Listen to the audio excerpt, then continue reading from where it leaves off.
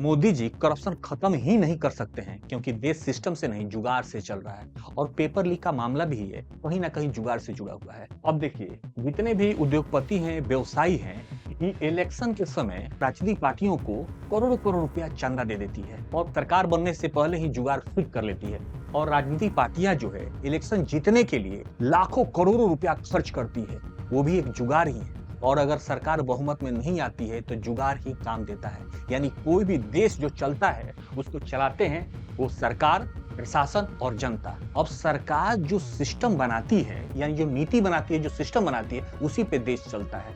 और कहीं ना कहीं अगर वहां जुगाड़ काम कर गया है, वो जो सिस्टम बनेगा वो कैसा बनेगा, उस पर सवाल उठेगा कि नहीं। दूसरा, ये आप प्रशासन देख लीजिए, सरकारी ऑफिस में जाइए, वहां जुगाड़ काम करता है। यानी काम कराना है तो आपको पैसा देना है और इसी सिस्टम को फॉलो करती है जनता।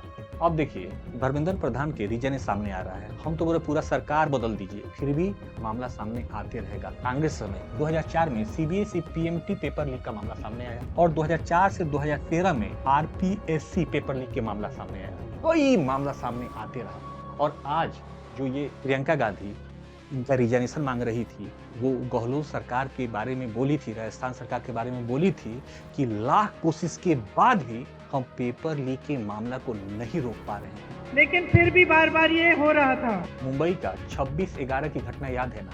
कांग्रेस क्या की थी? उस समय जो होम मिनिस्टर थे शिवराज पाटिल, उनका इस्तीफा ले ली थी। क्या आतंकी घटना रुक गया था?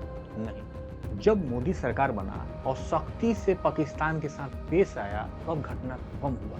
आज के डेट में ये जो स्टूडेंट जंतर मंतर पर धरना दे रहे हैं, स्टूडेंट के साथ तो गलत हुआ है और आज इनको हथियार की तरह यूज कर रही है, वो विपक्ष पार्टियां हो या कॉकरोच जनता पार्टी।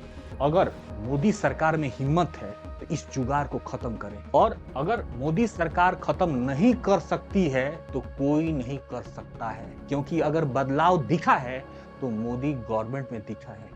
यही हकीकत है।